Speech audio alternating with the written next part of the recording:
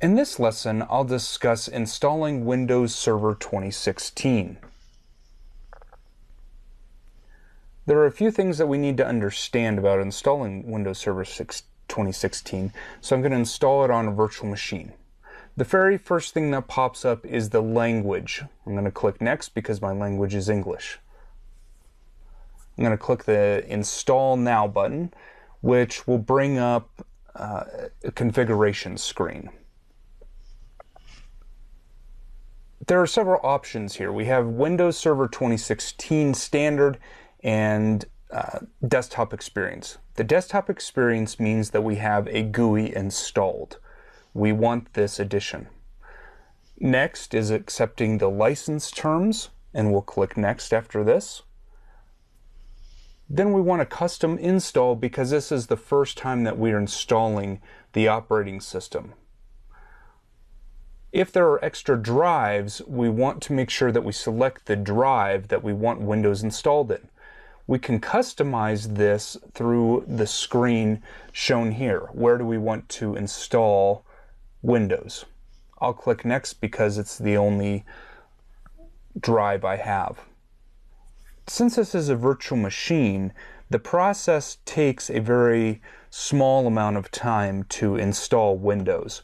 However, even on a general server, if it's a physical server, the installation process really only takes about 5 to 10 minutes.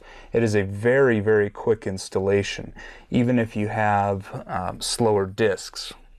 While this is installing Windows, let's talk about the different versions of Windows that we have. You noticed in the previous screen that we had, one of the previous screens that we had, Data Center and Standard Edition.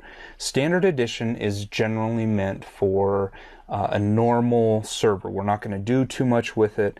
We're not going to manage other computers with it. It's just a server that we're going to have applications on.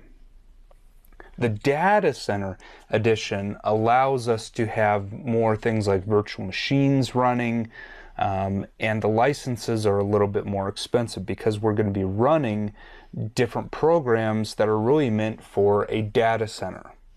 Additionally, with the desktop experience, that has changed over the past two versions of Windows.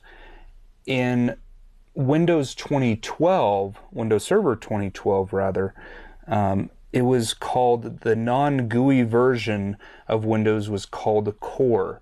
Core really confused people. And so they actually moved to where it said Desktop Experience for the GUI version of Windows. So it looks like my server's ready to restart, and I'll go ahead and click Restart Now. Windows is going to restart the server several times while it finishes up installation.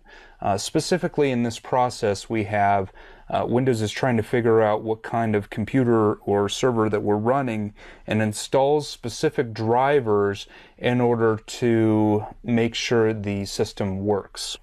Now that the computer or the server is ready to be used for the first time, we have to enter some information. We need an administrator password that'll get us into the computer. Right now it doesn't have any requirements to the password length, but we'll just enter an 8-character password. Now our computer is ready to be logged into. I'll type in the administrator password that I just set.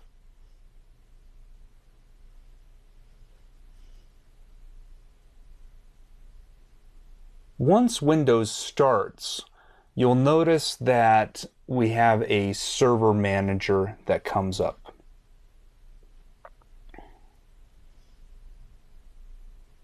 The server manager for Windows allows us to do specific tasks unlike a desktop Windows experience.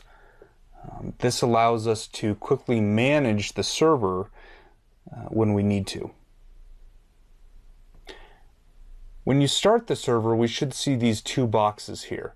And when servers start, we'll see that when the services start, we'll see different services that need to be up and running.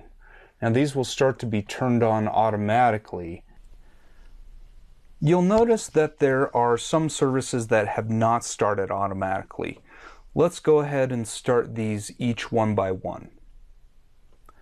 Once the services have been started, you should see that your server is up and running and nothing is, we shouldn't see anything that's red, indicating that there's a problem. In conclusion, Windows installation is extremely easy. There's not many options that we can do to streamline the process because it's already streamlined.